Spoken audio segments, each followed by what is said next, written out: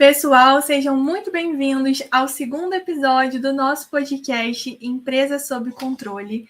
Hoje nós estamos aqui com a Ingrid, psicóloga, que vai falar um pouco para a gente sobre os riscos psicossociais no trabalho, algo que está muito em alta, principalmente com a NR1, que precisa ser aplicada pelas empresas até maio agora desse ano. Então, nós vamos tratar sobre esses assuntos e como que isso impacta diretamente na produtividade da empresa. Ingrid, seja muito bem-vinda ao nosso episódio. Gostaria que você se apresentasse aqui para o pessoal, contasse um pouquinho sobre como que você chegou à psicologia e contasse aqui um pouco também sobre o seu trabalho. Olá, Tamir. Olá, pessoal. Primeiramente, eu queria agradecer, a oportunidade, o espaço. Como a Tamiris me apresentou, meu nome é Ingrid, eu sou psicóloga formada já há 5 anos. Psicologia sempre foi um interesse pessoal, eu sempre quis me aprofundar no conhecimento do ser humano e aí me encontrei na psicologia. Atualmente eu trabalho aí tanto com os atendimentos clínicos, mas eu também estou ali inserida na área da educação, eu atuo também com mediação escolar. Então essas são as minhas atuações. Hoje eu também tenho uma formação que diz respeito aí à parte de cultura africana, enfim, afro-brasileira. Mas hoje a gente está aqui para realmente falar de um assunto muito relevante, que é essa interseção entre a psicologia, saúde mental e o trabalho. Ingrid, imagina a gente que fica muito feliz em te receber aqui no nosso podcast. E eu queria saber de você com que frequência essa queixa das pessoas nos seus atendimentos chega relacionada ao trabalho. Você observa que muitos sintomas ali que a pessoa relata, de ansiedade, de um cansaço excessivo, isso tem relação com a rotina dela, com a jornada de trabalho dela? Com certeza. Eu observo isso, tanto no meu convívio social, no meu espaço de trabalho, relacional, como também nos meus atendimentos. Isso é quase que predominante. Eu diria que a maioria dos atendimentos apresentam algum tipo de questão relacionada ao trabalho, e normalmente isso está muito mais associado ao sofrimento, que envolve o trabalho, do que à satisfação. Eu acho que também, em sua grande maioria. Então, isso é muito preocupante, de fato. E quando essas pessoas chegam para você, você percebe que elas já chegam no limite. E quando elas estão contando ali sobre a rotina delas, sobre o que levou elas a se sentirem daquela forma, elas ainda tentam, na verdade, normalizar esse sofrimento? Sim. Geralmente, a busca, por ajuda, ela vem carregada já de um adoecimento.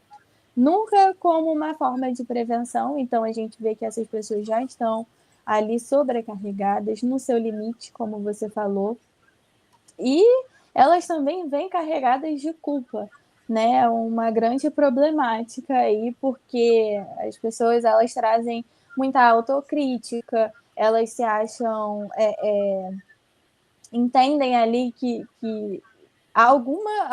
as ações do seu patrão, as ações indevidas do trabalho justificam pela sua falta de produtividade. Normalmente, essa culpabilização vem justamente desse desvalor, dessa ideia de desvalor que já implica aí numa série de comprometimentos psicológicos. Com certeza, e a gente vai falar aqui ao longo do podcast sobre todas essas questões, cobranças abusivas, metas inalcançáveis, falta de feedback ou um feedback dado ali da forma errada. E no jurídico, a gente vê isso refletido em afastamentos, ações trabalhistas, também a estabilidade, porque esses profissionais que estão ali num quadro de depressão, ansiedade, burnout, que são doenças geradas pelo trabalho, configuram uma doença ocupacional, que, entrando com uma ação trabalhista, ele vai ter direito à estabilidade no trabalho. Então, a gente vai falar um pouco sobre isso. E algo que eu gostaria de ressaltar logo aqui no início é a questão de uma notícia que saiu ontem no The News, que é um jornal que eu acompanho, que fala que nós tivemos aqui no Brasil um recorde de 4 milhões de afastamentos de trabalhadores e algumas das causas, né, as duas principais.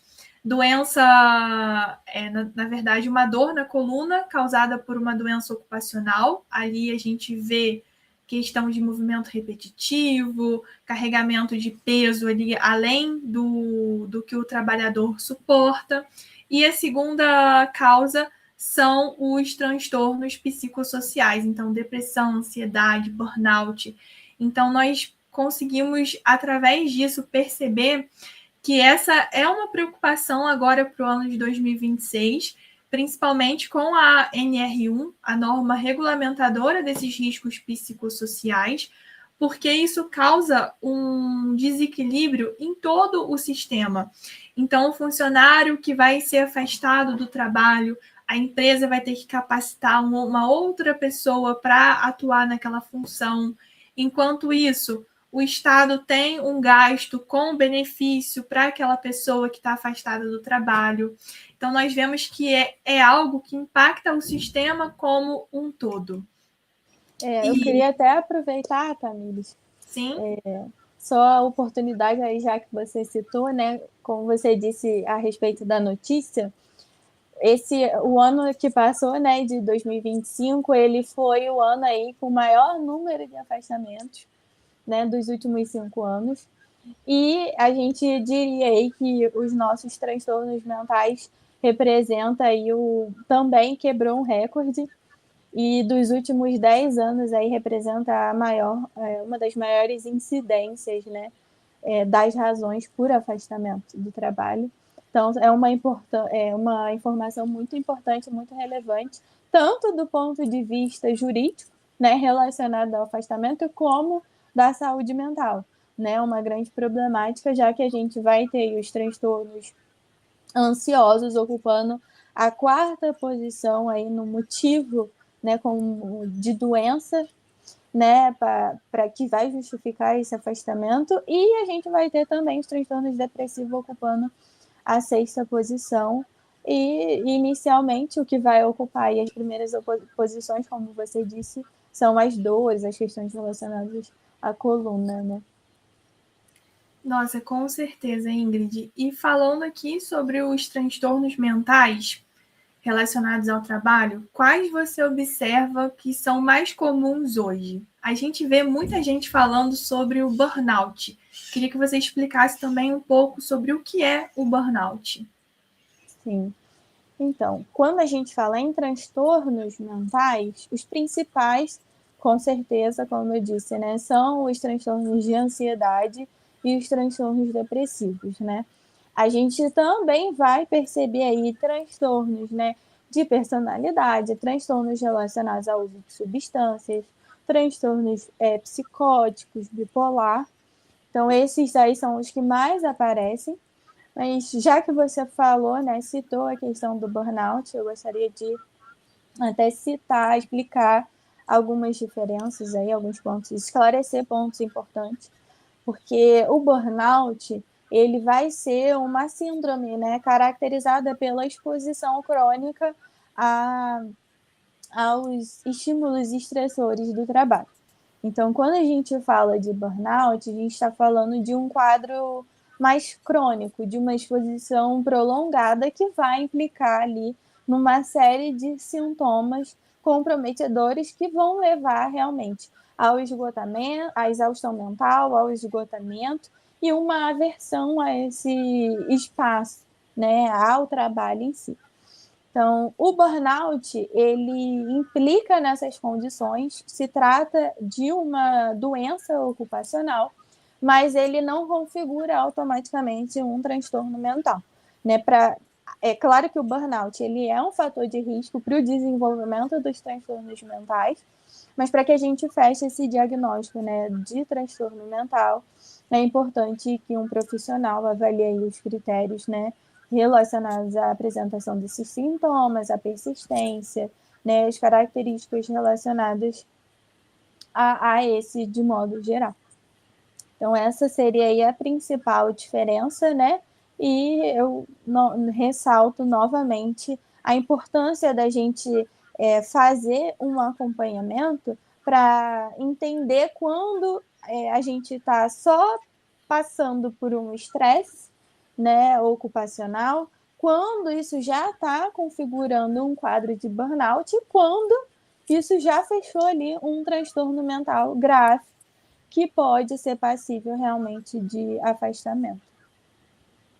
Isso, e às vezes a pessoa pensa que ela está só cansada, mas ela está sofrendo um caso ali de burnout. Exatamente. Você citou ali no início questão de multitarefas. Eu já passei por uma situação assim, em que no meu trabalho eu tinha que desenvolver ali várias tarefas ao mesmo tempo, e aquilo vai nos dando a sensação de incompetência, de que nós não somos capazes, quando na verdade nós estamos sendo cobrados por algo que nenhum ser humano daria conta. Então a gente tem essa sensação constante de cansaço, de desânimo, de aversão realmente ao ambiente de trabalho, e isso se caracteriza ali como um burnout. Mas é difícil até você perceber, enquanto você está ali vivendo, é difícil você fazer esse diagnóstico de que tem algo errado. Isso é porque a gente normaliza muito, né, Tamires? Viver no limite, né? Isso. A gente... tudo hoje é tão rápido, acontece tudo ao mesmo tempo, que a gente acabou normalizando esse movimento e realmente é difícil identificar, né? Normalmente, a gente, e ainda mais se tratando de subjetividade humana, de doenças mentais, eu acho que o que vai levar à identificação, principalmente, que é o que aparece muito na clínica, é quando esses sintomas se tornam físicos, né? Quando Verdade. aí a gente já vê a fadiga, a alteração de batimentos cardíacos, né? A gente vê questões relacionadas a apetite, falta de concentração, problema de memória. Então, quando a gente vê que a coisa já se tornou física, normalmente é que acende o alerta para tratar do lado, né, do aspecto psicológico, né, e mental. Verdade. E, Ingrid, o que eu observo muito, eu gosto muito do conteúdo de empreendedorismo, de gestão, acompanho muito isso nas minhas redes sociais. E, assim, empresas grandes, elas têm a prática de lançar metas ao longo do mês para os funcionários baterem, principalmente o setor comercial, então ali metas de vendas. E quando os funcionários conseguem atingir aquelas metas, há comemorações, então o setor para, o pessoal toca buzina. É um movimento assim legal de assistir, mas que tem um risco todo ali por trás. Então, eu queria que você falasse aqui um pouco sobre essa questão.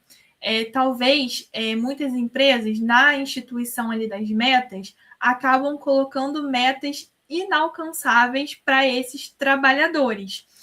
A gente percebe muito quando relacionado a essas metas tem um benefício. Então, relacionado a cumprir a meta X, você vai ganhar um bônus Y. E, na verdade, essa meta X ela é uma meta quase impossível de se alcançar, é uma meta ali excessiva. Queria que você contasse um pouco para a gente como que isso ali pode influenciar também na saúde do trabalhador. Isso é um ponto interessante, porque eu poderia até utilizar das minhas experiências particulares, né, de trabalho, para realmente falar sobre a implicação do estabelecimento de metas, né?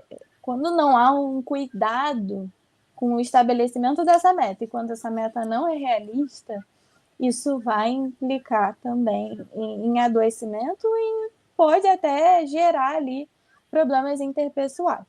Muito porque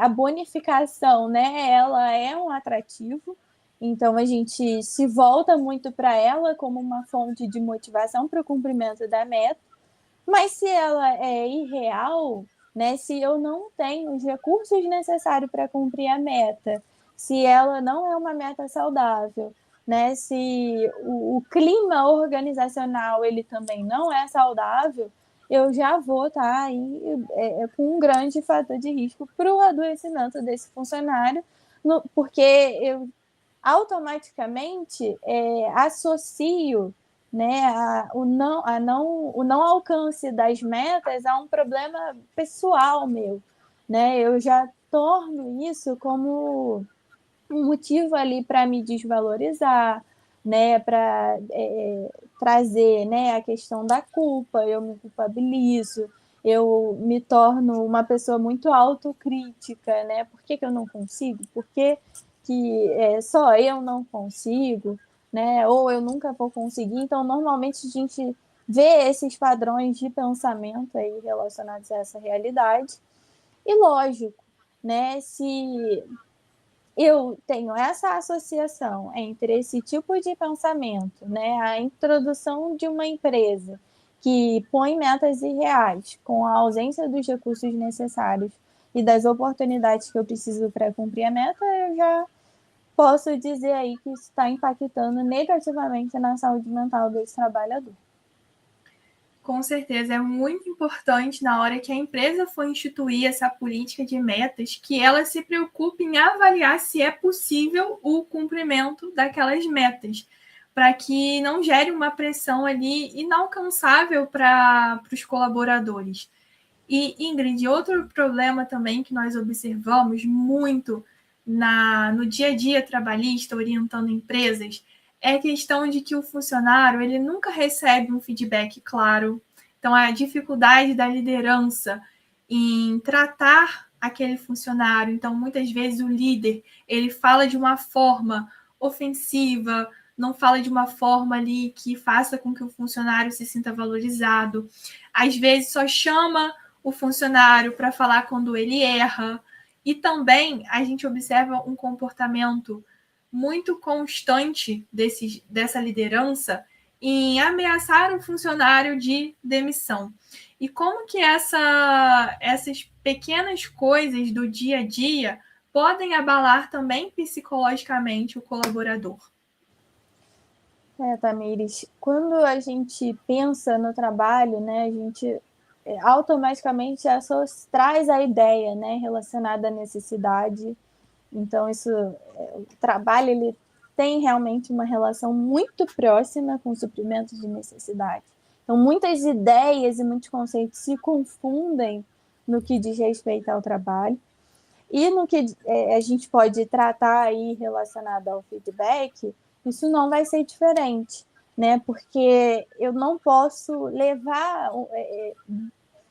apresentar, na verdade, né, um feedback para o meu funcionário, para o meu colaborador, de uma forma ali responsável, né? A gente precisa, isso é um ponto importante, inclusive, da psicologia, trazer a comunicação como um fator aí que requer muita atenção e muito cuidado, né? Tudo que eu falo, né, a palavra, né, o uso da palavra, ela carrega um poder, ela carrega um efeito, né? Então, muito para além da ideia do que eu quero transmitir, eu preciso pensar no que eu estou também falando, né? Em como eu estou fazendo uso dessa palavra.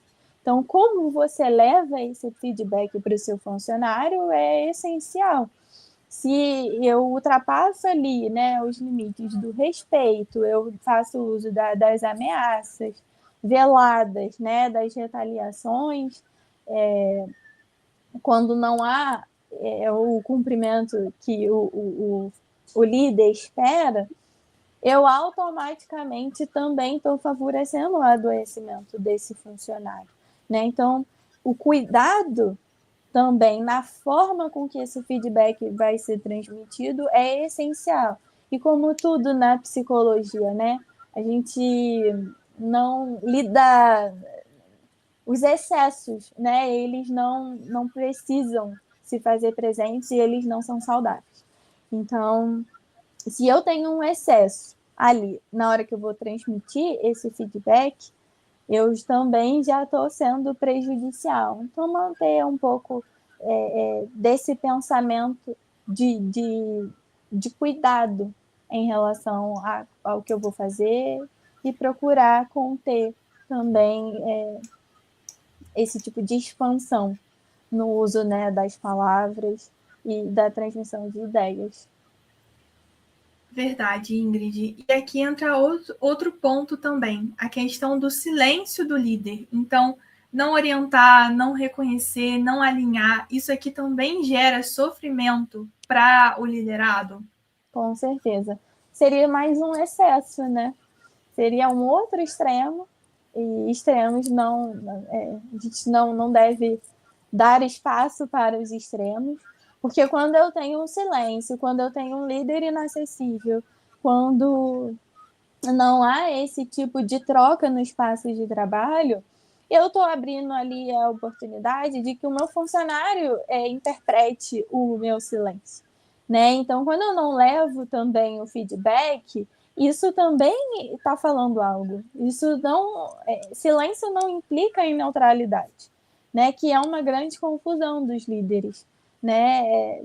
A neutralidade ela não está ali no silêncio. Muito pelo contrário, seu silêncio ele está falando alguma coisa que vai ser passível de interpretação pessoal, né, desses liderados. Então, isso é um cuidado que os líderes precisam ter. Exatamente. E aqui, trazendo dois casos jurídicos para exemplificar o que a gente está falando. O primeiro, o caso de uma funcionária em que ela era recepcionista de uma clínica e ela constantemente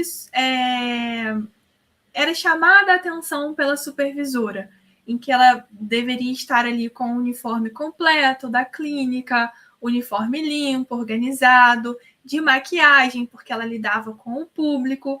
Então, assim, são questões em que a supervisora estava correta em cobrar que fossem respeitadas.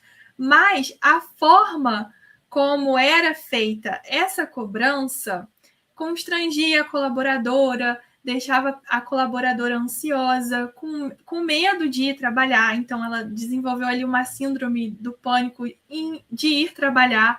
Ela não conseguia ir ao trabalho. Ela até depois entrou com uma rescisão indireta para romper o vínculo de trabalho com essa empresa, porque aquilo foi gerando um mal-estar psicológico nela. Inclusive, na época, ela estava grávida, e também foi gerando um abalo ali que poderia causar algum risco à gravidez dela. Então, era necessário que ela realmente se distanciasse dessa empresa. Então, aqui entra muito a questão do feedback, da cobrança, de você saber lidar com o funcionário para que ele se sinta ali num ambiente seguro, para que ele não se sinta constrangido na frente dos outros colaboradores. Isso é muito importante. E outra questão também que eu trago é a questão da cobrança de metas. A gente vê muito no dia a dia das empresas, como a gente já falou aqui ao longo do podcast, cobrança de metas inalcançáveis, inatingíveis, e como que isso vai gerando também uma ansiedade no funcionário de não conseguir bater a meta, de estar chegando o fim do mês e ele não conseguir bater aquela meta. E às vezes também um exemplo aqui que eu trago é a empresa fazer um ranking público de quem está cumprindo a meta, de quem não está, de ficar batendo nessa tecla o tempo inteiro. Então, isso com certeza vai gerando uma aversão do trabalhador ao ambiente de trabalho. Tem uma coisa que a gente observa muito nessas realidades do trabalho, né, Tamires? É a questão da exposição, né? Isso. O quanto há uma exposição indevida desse funcionário, das suas ações, dos seus próprios erros, né, aos quais todos nós estamos passíveis. Então, a exposição é um ponto muito, é um tópico sensível aí para as empresas e que elas deveriam se atentar mais. Eu diria aí que há também uma prevalência muito grande dessa problemática da exposição relacionada ao trabalho nos discursos, né, que eu escuto na clínica. Muitas das vezes ela é indevida, ela é para trazer pontos sensíveis desse colaborador, traz ali um ar pejorativo, né? Às vezes ultrapassa todos os limites e expõe o trabalhador a uma humilhação pública. Então, isso é problemático. Acho que as empresas realmente precisam se atentar aí e tomar muito cuidado com a exposição indevida, né, desse trabalhador.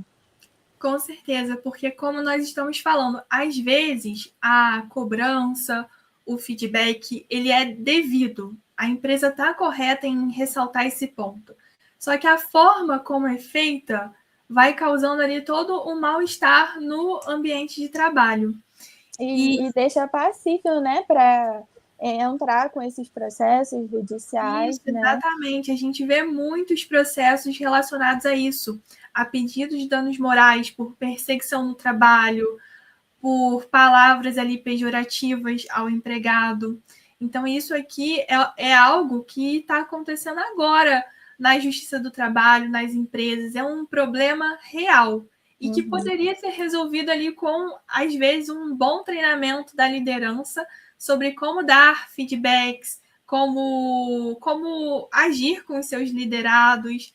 Acho que aqui demanda um trabalho realmente das empresas, um cuidado das empresas em treinar a liderança. Sim, com certeza. Essa liderança, né, quando ela é preparada, quando um líder busca o seu desenvolvimento, né, quando a gente vê que a liderança está também alinhada, né, essas pessoas que compõem essa liderança, isso não deixa espaço, né, para que esses comportamentos se reproduzam, né? Então, que os líderes realmente possam investir aí nos seus desenvolvimentos para favorecer a sua empresa, né? Para trazer realmente crescimento, tanto para os colaboradores pessoalmente, quanto para a empresa em si, né? Que só vai tender aí a crescer, com certeza. É verdade, Ingrid. E esse ano, especialmente, a gente tem uma norma regulamentadora, que é a NR1, que regulariza a questão dos riscos psicossociais. E as empresas têm um prazo para se adaptar a essa norma, que é até maio agora desse ano. Então, a gente vê muitas empresas correndo para implementar a NR1, só que também implementar de uma forma formal, quando, na verdade, no dia a dia do trabalho, a situação continua a mesma. Então, a gente até tem a expressão, né, para inglês, ver. Então, eu queria que você comentasse aqui um pouco sobre a NR1 e quando a gente fala em riscos psicossociais, o que exatamente a gente está falando sobre? As normas regulamentadoras, né, elas trazem aí realmente essa segurança no que diz respeito ao trabalho e ao ambiente de trabalho. Né? A NR1 ela é uma das normas regulamentadoras que vão tratar dos riscos psicossociais. Eu acho importante a gente ressaltar aqui que a diferença, né, o que está chamando a atenção agora, é que esses riscos eles precisam ser claros, eles precisam ser descritos devidamente e também as formas de evitá-los também precisam estar devidamente discriminadas aí pelas empresas. Então, o que traz esse senso de urgência é porque muitas das vezes a empresa ela sequer cumpre com as normas regulamentadoras.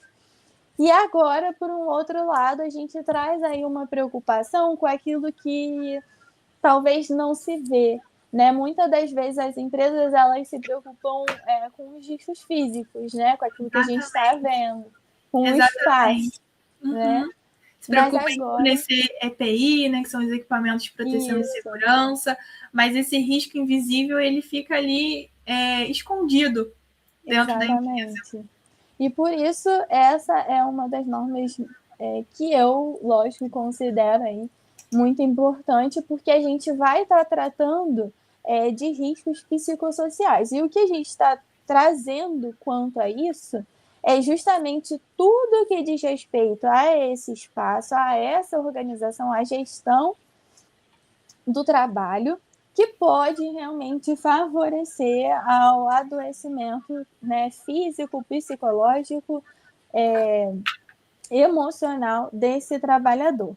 Então, a gente pode dizer que a concepção do trabalho, né, no que diz respeito aos riscos psicossociais, precisa ser devidamente elaborada de forma a não favorecer fatores como metas excessivas, jornadas aí exaustivas, né, a ausência de um suporte para esse trabalhador, questões como assédio moral mesmo. A gente tem aí realmente tudo isso no que dentro do âmbito dos riscos psicossociais.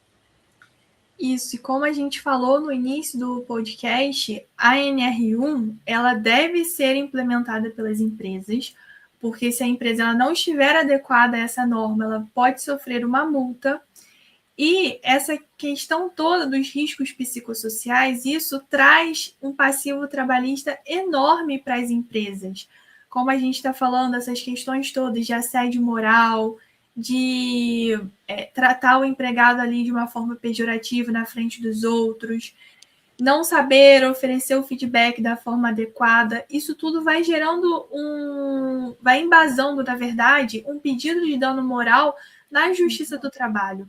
E hoje em dia, uma condenação na Justiça do Trabalho por dano moral está no patamar mínimo de R$20.000. Então, assim, é uma quantia muito grande, muito alta, em que as empresas devem estar mais preocupadas em desenvolver um ambiente de trabalho melhor. Isso, além de melhorar a produtividade da equipe, também vai evitar com que a empresa precise arcar com valores altíssimos de condenações trabalhistas. Com certeza, Tamires. Se a gente pensa, né, dá a devida atenção ao que não só as normas regulamentadoras pedem, mas eu diria também, se a gente pensa na prevenção, né, num comportamento um pouco mais preventivo, a gente vai começar aí a valorizar a qualidade de vida no trabalho, né? A gente vai começar a priorizar a saúde desse trabalhador de modo geral, não só no campo da saúde mental, mas eu diria que como pessoa mesmo, né? A gente vai ter uma empresa que vai valorizar essa equipe e automaticamente vai ter aí rendimentos talvez muito mais expressivos, né? Com certeza, você cuidar da saúde do seu funcionário é um investimento que você está fazendo na produtividade da empresa, porque aquela pessoa vai se sentir mais produtiva, mais valorizada e com certeza vai se empenhar mais na sua função. E, Ingrid, o que realmente funciona para prevenir esse adoecimento mental no trabalho? A gente comentou aqui sobre treinar a liderança. Acho que outra questão também é a empresa implementar um canal de denúncias, em que o funcionário ali ele fique à vontade para fazer a sua denúncia sobre um episódio ali que o ofendeu moralmente, algo nesse sentido. Qual a sua opinião? Então, a gente tem soluções, né, que podem ser implementadas tanto dentro desse espaço de trabalho como fora dele, né? Então, a gente pode aí melhorar esse ambiente, né, com um espaço para esse funcionário, um espaço de descanso devido, né, em que não haja uma interrupção, por exemplo, né, no horário de almoço desse funcionário. Eu estenderia isso também, né, para o horário de descanso na própria a ausência desse trabalhador, então muitas das vezes ele é incomodado, né? Quando está com a família, quando está talvez em um momento ali de lazer, o que não é o adequado. A gente também poderia falar aí de ações que o próprio trabalhador pode ter consigo para também evitar esse adoecimento. Então, do ponto de vista da empresa, que ela possa investir no cuidado, né? Que ela possa investir tanto no seu espaço físico, por exemplo, quanto também nos benefícios para esse funcionário cuidar de si, né? E ter uma contemplação de cuidado aí mais total. A gente também tem esses canais de denúncias, a gente pode fornecer espaços de escuta seguro, né, com a devida orientação também técnica e profissional, isso é importante. Ainda do ponto de vista aí do próprio colaborador, ele pode realizar o acompanhamento psicológico de forma preventiva, ele também pode realizar, né, atividades físicas constantes, ter as suas pausas aí na rotina e que a empresa também respeite essas pausas, né? Como eu disse, tudo é mútuo. Então, quando a gente tem um cuidado por parte da empresa e esse colaborador também preza pela sua saúde, a gente tem uma combinação aí adequada para essa prevenção, né? E assim, algo que me chamou a atenção no que você falou é respeitar o tempo de descanso do trabalhador. E hoje, o que a gente observa? Que os empregados, né, estão ali no WhatsApp e acaba que a liderança, que o dono da empresa manda mensagens para esse funcionário fora do horário de trabalho, fim de semana, cobrando alguma meta, cobrando alguma tarefa que foi passada. E é muito importante que a liderança, que a gestão da empresa tenha em mente que não pode fazer essa cobrança, ficar enviando mensagens para o trabalhador no seu horário de descanso, porque isso pode gerar também consequências na justiça do trabalho, em que vai ser considerado hora extra. Então é muito importante a empresa ficar ciente de que não se pode fazer isso. Às vezes também o que acontece muito é quando o funcionário sai de férias e a empresa continua mandando mensagem para ele pelo WhatsApp, pelo e-mail, fazendo cobranças. E é muito importante que a empresa respeite esse momento. Não pode mandar mensagem para o funcionário entre jornadas, fim de semana, durante o período de férias, feriados. Não pode, porque isso vai causar uma ação trabalhista para a sua empresa. Além, é claro, de causar uma ansiedade nesse trabalhador que está ali no seu momento de descanso e mesmo assim está tendo que se preocupar com a meta que ainda não foi cumprida, com a tarefa que ainda não foi feita. Então é importante observar isso. O líder inato, ele age dessa forma, né? Verdade. Ele além de errar, ele abre precedente aí para uma série de questões, inclusive jurídicas, né, Tamires? A gente está falando de uma falta de respeito básica, né, e também desse cumprimento aí indevido, né, das orientações da Justiça do Trabalho. Então, um líder que está preparado, né, que está devidamente respaldado, ele não comete esses erros, né, básicos.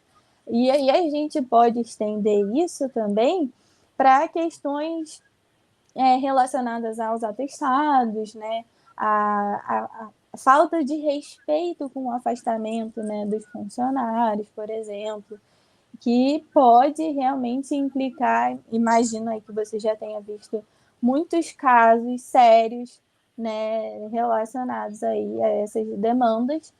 Então, acho que o líder ele precisa estar realmente atento para dar os devidos feedbacks, mas também respeitar esse funcionário, evitar um colapso dessa equipe, né, e pensando sempre no engajamento, né, desses profissionais, porque isso só vai trazer benefícios para essa empresa, né? Então, Com que certeza. isso possa ser realmente levado em consideração aí pelos líderes. Isso. E, Ingrid, muito bom você ter tocado nessa questão sobre atestados, porque eu já passei por um caso que me impactou bastante sobre isso, que era uma funcionária, inclusive ela era da área de recursos humanos, em que ela era cobrada constantemente pela empresa e era uma cobrança muito excessiva, e aquilo foi gerando um quadro de depressão nessa funcionária, em que ela não se sentia capaz, não se sentia suficiente, e ela precisou ficar afastada algumas vezes do trabalho. E nisso, a empresa orquestrou todo um procedimento para dispensá-la sem justa causa. Então, por ela estar faltando ali para se cuidar, né? Então, ela tinha ali, ela fazia um tratamento psicológico por essa questão da depressão, era uma depressão severa, e o atestado de saúde ocupacional dela dizia que ela estava inapta para trabalhar, e a empresa, incrivelmente, porque esses atestados eles têm uma periodicidade para serem feitos, a empresa fez fez com que ela passasse pelo médico do trabalho novamente, após ter sido considerada inapta, e o médico do trabalho deu que ela estava apta, e a empresa pôde dispensá-la, porque ela estava apta ao trabalho.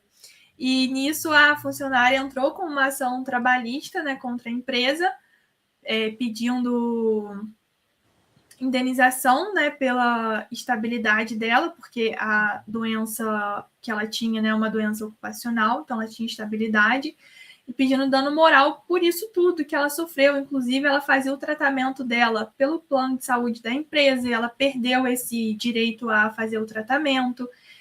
Então, assim, a gente passou por esse caso muito grave dessa empresa. Inclusive, o que chamou muita atenção e foi destacado no processo é que o site da empresa, as redes sociais, tinham sempre banners do Setembro Amarelo, Janeiro Branco, dizendo como se importasse com essas questões, mas na prática a situação era outra. E depois que essa funcionária ela saiu do emprego, né, ela foi dispensada, ela entrou na justiça, ela foi trabalhar em outra função, outro trabalho, a saúde mental dela melhorou e muito. Então, assim, a gente vê, às vezes, uma preocupação formal, mas ali no dia a dia, a realidade é outra. E após essa funcionária, outras funcionárias dessa mesma empresa também procuraram seus direitos na justiça porque sofriam o mesmo caso dessa funcionária, de cobranças excessivas, de um tratamento ali impossível de ser atingido. Então, a funcionária que é multitarefas e que ela realmente não dá conta de exercer todas aquelas funções. Sim. Então, isso é algo para as empresas se preocuparem, não só você implementar a NR1, mas você fazer valer na realidade prática da sua empresa essa preocupação com os riscos psicossociais, porque na Justiça do Trabalho você pode ter ali formalmente dizendo que você se preocupa com a saúde mental e ter ali implementado a NR1. Mas a prática é outra, você mesmo assim vai perder essa ação Sim. trabalhista, porque a gente vê ali o que é na realidade e não o documento formal. Exatamente. Um caso gravíssimo, né?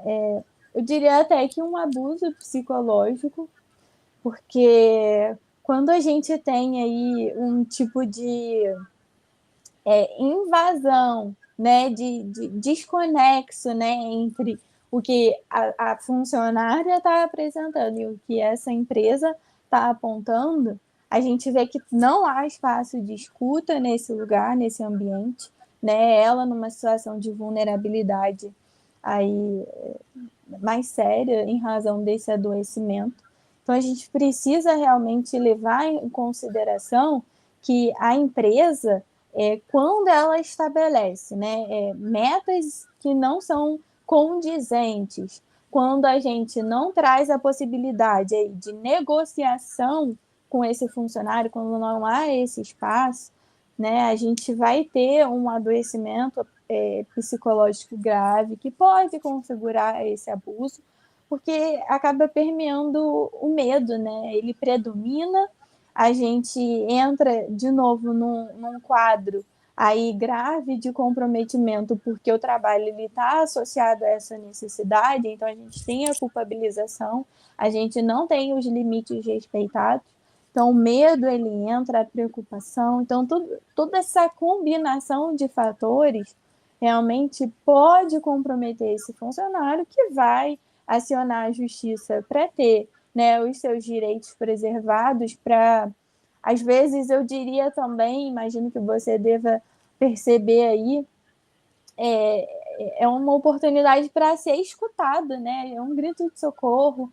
Ele quer fazer valer o seu direito, né? Ele quer, pelo menos, entender que em algum lugar, de alguma forma, ele foi ouvido, ele foi compreendido. Um espaço que a própria empresa poderia ter dado e poderia ter até utilizado, né? Como uma ação preventiva. Com certeza, Ingrid. E a gente comentando aqui, a gente percebe que é difícil para o empregado perceber também que ele está com um problema. Então, você como psicóloga, quando é a hora de procurar ajuda? O que você recomenda para esses funcionários? Acho que eu vou até aproveitar aí a questão da prevenção, né? Porque é claro que os sintomas eles são um alerta, mas que a gente possa realmente assumir essa mentalidade preventiva. Então, tanto por parte da empresa, como também esse funcionário, né? Eu acho que se a gente começar a deixar de procurar ajuda só quando a coisa está séria, quando a coisa está grave, isso evita muita coisa. Mas um alerta realmente são a apresentação e manifestação dos sintomas. Eu diria que muitas das vezes o que eu mais vejo na clínica é que são pessoas que vão chegar já para mim com queixas aí físicas, inclusive, com a predominância, né, de consequências aí psicossomáticas, inclusive, e esse eu diria que é o alerta, né?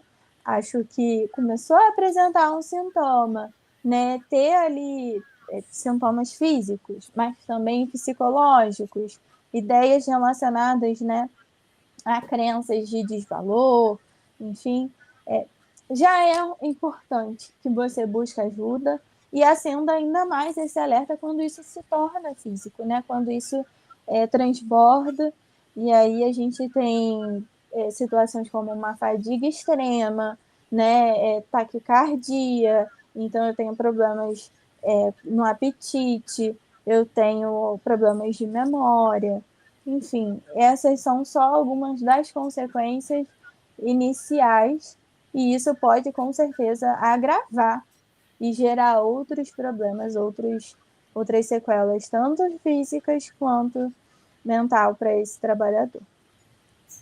Isso mesmo, Ingrid. Olha, muito importante essa nossa conversa. Acho que tanto para empresários como também para os colaboradores que estão nos ouvindo aqui. E encaminhando aqui agora para o final, queria que você deixasse uma mensagem direta para as empresas sobre tudo que a gente conversou aqui hoje. Se você pudesse deixar uma mensagem final para esses empresários, qual seria? Um espaço interessante, né, que você está apresentando, já oferecendo aqui, né, na verdade apresentando um exemplo, inclusive, para essas empresas. Eu acho que a gente precisa começar a dar espaço, a dar voz para os nossos funcionários, né? Mas esse processo, ele começa ali nessa liderança. Então, se eu tivesse que trazer um ponto importante para esses empresários, é também se permita ser ouvido, né? Se permita buscar ajuda, se permita identificar suas vulnerabilidades e aí receber os retornos, né, devidos. Então, quando você busca ajuda e dá espaço, né, para que os seus colaboradores também percebam que você está disposto a isso, a gente entende que não estamos isentos dos erros, mas estamos dispostos sim a corrigi-los, né, da maneira correta, reconhecendo, né, e, claro, deixando de associar isso a uma fraqueza, né, a como se eu tivesse uma noção errônea ali da minha própria capacidade, né, da minha autonomia. Então, quando eu favoreço esse espaço, né, e começo assumindo essa posição lá em cima, eu estou com certeza sinalizando para o meu funcionário que a prioridade realmente é o bem-estar dele e o desenvolvimento positivo desse espaço. Verdade. Ingrid, muito obrigada pela sua participação aqui no nosso episódio do Empresa Sob Controle. Tenho certeza que foi uma conversa muito enriquecedora para todos os empresários que estão nos ouvindo hoje.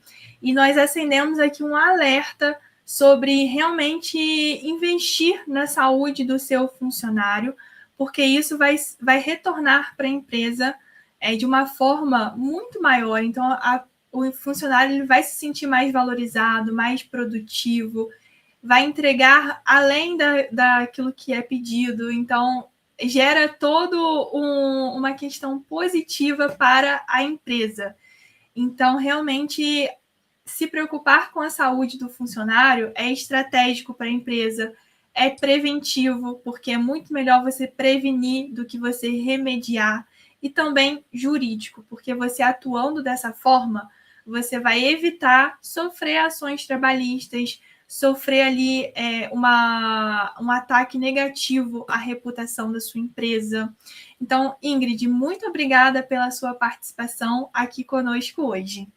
Muito obrigada, Tamires, pela oportunidade, pelo espaço, né, de discussão, pelo espaço aí para a gente trazer realmente uma questão relevante que é a saúde mental no trabalho, algo que aparece constantemente, né, aí na nossa realidade clínica, e eu não poderia deixar de sinalizar, né, para esse trabalhador: busque ajuda, não normaliza seu sofrimento, respeita seu limite, mas para isso que você possa buscar realmente uma ajuda psicológica para entender quais são os seus limites, para elaborar eles e aí fazer com que eles também sejam respeitados, né? Que você se posicione da maneira também adequada. E isso só tende a te beneficiar aí pessoalmente quanto profissionalmente. E, como você disse, né? Nessa grande rede, todo mundo aí se beneficia, tudo isso agrega apenas em pontos positivos para todos, né, Tamires? Então, muito obrigada. Excelente, Ingrid. Muito bom te receber aqui mais uma vez. E, pessoal, nos vemos no próximo episódio do Empresa Sob Controle. Muito obrigada por ouvir essa conversa até o final.